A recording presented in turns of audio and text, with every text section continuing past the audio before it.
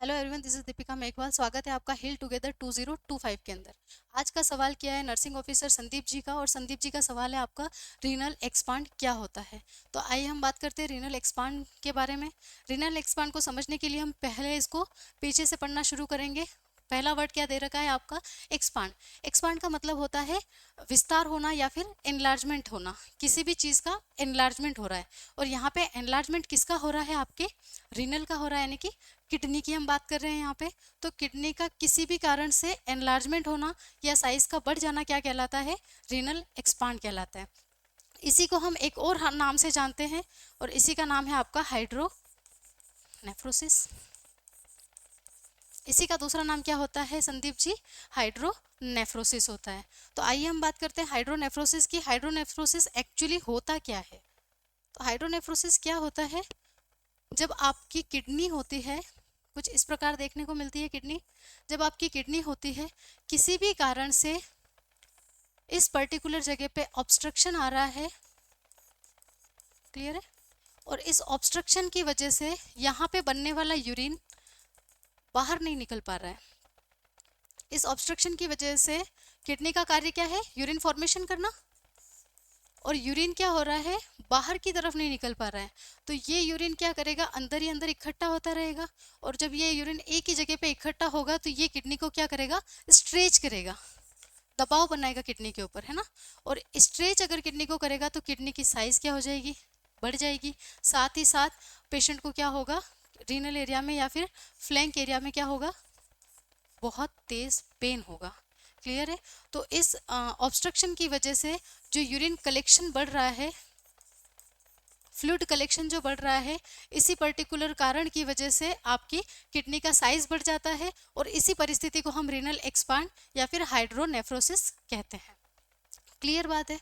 आगे हम अगर बात करते हैं कि इसके कारण क्या क्या है, किस किस कारण की वजह से होता है, तो अभी हमने बात की इसका मोस्ट इम्पोर्टेंट कारण होता है ऑब्स्ट्रक्शन।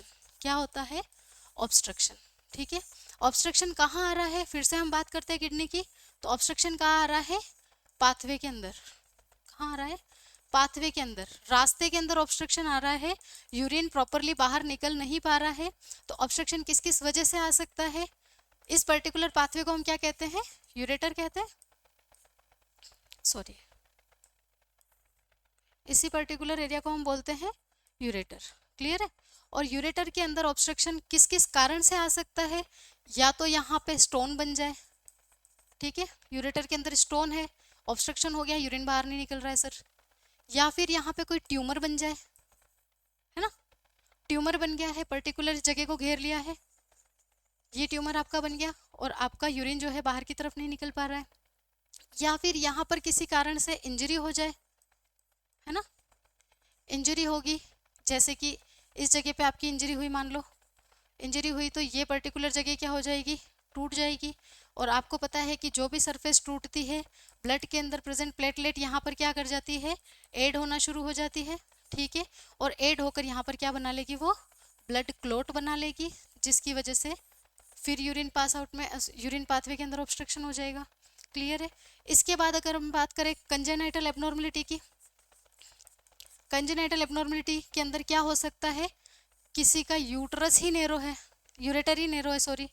अगर किसी का यूरेटर ऑलरेडी बहुत सिकुड़ा हुआ है, बहुत नैरो है, जन्मजात ही अगर सिकुड़ा हुआ है, तो पाथवे ऑलरेडी क्या है? ऑब्स्ट्रक्टेड है ना। तो यूरिन क्या होगा? प्रॉपरली यहाँ से आपके ब्लैडर के अंदर नहीं जा पाएगा, और प्रॉपर ब्लैडर के अंदर नहीं जाएगा मतलब यहीं पे इकट्ठा होता रहेगा, और इसको क्या कर देगा? किडनी को एक्सपांड कर देगा। क्लियर बात है। तो ये कुछ कारण होते हैं जिनकी वजह से आपके यूरेटर के अंदर ऑब्स्ट्रक्शन होगा, और यही ऑब्स्ट्रक्शन कॉज करेगा हाइड्रोनेफ्रोसिस यानी कि रीनल एक्सपांड को। नेक्स्ट हम बात करते हैं, अगर किसी पेशेंट को रीनल एक्सपांड हो जाता है तो उसको क्या क्या साइन एंड सिम्टम देखने को मिलते हैं। ऑब्वियसली बात है, आपका किडनी जो है उसकी लोकेशन कहाँ होती है? आपके फ्लैंक रीजन में, है ना, ये पीछे वाला भाग फ्लैंक रीजन के अंदर। क्लियर है। तो पेशेंट को फ्लैंक रीजन में पेन होगा, और इसी पेन को हम क्या कहेंगे? Flank pain. ठीक है। फ्लैंक रीजन में पेन हो रहा है, इसीलिए इस पेन को क्या नाम दिया जाता है? Flank pain. जो मोस्टली रीनल स्टोन वाले पेशेंट के अंदर भी देखने को मिलता है। बहुत सीवियर पेन होता है, पेशेंट टॉलरेट नहीं कर पाता है, और इमीडिएट उसको पेन किलर की ज़रूरत पड़ती है। क्लियर है। इसके अलावा और क्या होगा? पेशेंट को पेन हो रहा है, ठीक है, अंदर जो आपका कलेक्शन है, फ्लूइड कलेक्शन है, वो कहीं ना कहीं स्ट्रेचिंग कर रहा है। स्ट्रेचिंग कर रहा है मतलब सेल्स कहीं ना कहीं डैमेज हो रही है। तो पेशेंट जब भी यूरिन पास आउट करेगा तो यूरिन पास आउट के अंदर हो सकता है उसमें ब्लड भी शामिल हो, ब्लड इन यूरिन, जिसको हम क्या कहते हैं हेमेचूरिया। हेमेचूरिया कहते हैं। क्लियर है? तो पेशेंट के अंदर हेमेचूरिया भी प्रेजेंट रहेगा। अभी हमने बात की है कि ऑब्स्ट्रक्शन आ रहा है तो ऑब्स्ट्रक्शन की वजह से प्रॉपर यूरिन बाहर नहीं निकल पाएगा, यानी कि पेशेंट को कहीं ना कहीं यूरिन पास आउट क्या रहेगा, कम रहेगा, और इसी को हम क्या कहते हैं ओलिगोयूरिया। तो पेशेंट के अंदर ओलिगोयूरिया भी देखने को मिलेगा। ठीक है, इसी के साथ में पेशेंट को क्या रहेगा, बर्निंग मिस्चुरेशन रहेगा, बर्निंग मिस्चुरेशन रहेगा। मे भी पेशेंट को किसी इन्फेक्शन की वजह से यूरेटर के अंदर कोई इन्फेक्शन हुआ है और इन्फेक्शन की वजह से ऑब्स्ट्रक्शन आ रहा है, इन्फेक्शन यूरेटर के अंदर इन्फेक्शन हुआ और इन्फेक्शन की वजह से अगर ऑब्स्ट्रक्शन हो रहा है तो पेशेंट को क्या रहेगा, बार बार रिकरेंट यूटीआई होगा और पेशेंट को बर्निंग मिस्चुरेशन का सिम्टम भी देखने को मिल सकता है। तो ये जनरल कुछ साइन एंड सिम्टम पेशेंट के अंदर देखने को मिलेंगे। अगर ऐसे सिचुएशन किसी पेशेंट के अंदर हो जाती है तो उसके लिए हम क्या क्या कर सकते हैं। सबसे पहला हम क्या करेंगे, सिम्टोमेटिक ट्रीटमेंट करेंगे। ठीक है, जो सिम्टम पेशेंट को अराइज हो रहे हैं, जो भी सिम्टम देखने को मिल रहे हैं, पेशेंट को पेन आ रहा है तो पेन किलर देना पड़ेगा, अगर पेशेंट को इन्फेक्शन की वजह से हो रहा है तो एंटीबायोटिक्स आपको चालू करने पड़ेंगे। तो सिम्टोमेटिक ट्रीटमेंट आपको सबसे प्रायोरिटी पे देना है। दूसरा आपको क्या करना है, ऑब्स्ट्रक्शन का मैनेजमेंट करना है। ऑब्स्ट्रक्शन का क्या करना है, आपको मैनेजमेंट करना है। ऑब्स्ट्रक्शन के मैनेजमेंट के अंदर हम क्या करेंगे, अगर स्टोन है तो स्टोन को रिमूव कर दो। क्लियर है? अगर ट्यूमर है तो ट्यूमर को रिमूव करना पड़ेगा। ठीक है, जो कारण है उस कारण पे आपको काम करना है। क्लियर बात है? तो जो भी ऑब्स्ट्रक्शन आपका है, क्लोट की वजह से हो रहा है तो क्लोट रिमूव करना पड़ेगा। क्लियर है? तो पर्टिकुलर जो भी कारण आपको देखने को मिल रहा है, कोई इन्फेक्शन की वजह से हुआ है या इंजरी की वजह से हुआ है, तो आपको उस इन्फेक्शन को क्या करना पड़ेगा, ट्रीट करना पड़ेगा। क्लियर है? तो जो भी आपको सिम्टम जिस वजह से हुआ है, जो ऑब्स्ट्रक्शन के कारण है, उन कारणों को आपको क्या करना पड़ेगा, ट्रीट करना पड़ेगा। क्लियर है? अगर ये लंबे समय तक ये सिचुएशन बन रही है, यानी कि ऑब्स्ट्रक्शन लंबे समय तक है या फिर हाइड्रोनेफ्रोसिस आपका लंबे समय तक चल रहा है, तो वो कारण करेगा आपका रीनल फेल्योर का। क्लियर है? रीनल फेल्योर, पेशेंट को अगर आपने तुरंत ट्रीट नहीं किया तो क्या होगा बेटा, ये आपकी किडनी है। ठीक है, किडनी के अंदर कंटिन्यूअसली फ्लूइड का एक्यूमुलेशन होता जा रहा है, कंटिन्यूअसली फ्लूइड का ऑपरेशन एक्यूमुलेशन हो रहा है, साथ में वो यूरिन बाहर की तरफ नहीं निकल पा रहा है, तो वो कहीं ना कहीं किडनी की सेल्स को डैमेज करता जाएगा। ठीक है, किडनी के ऊपर प्रेशर वर्कलोड बढ़ेगा और किडनी क्या हो जाएगी, आपकी डिसफंक्शन हो जाएगी, और इसी को हम क्या कहते हैं, किडनी फेलियर कहते हैं। क्लियर है? किडनी आपकी काम करना बंद कर देगी। दूसरी बात, अगर आपकी पर्टिकुलर एक किडनी में ये काम हो रहा है तो ये सारा वर्कलोड जो ये किडनी को काम करना चाहिए, दोनों किडनी को मिलके जो काम करना चाहिए, वो सारा कार्य बेचारी एक किडनी करेगी, है ना। गलत हो गई, क्या बन गया ये, तो आपकी पर्टिकुलर एक किडनी पर ही सारा वर्कलोड पड़ेगा। क्लियर है?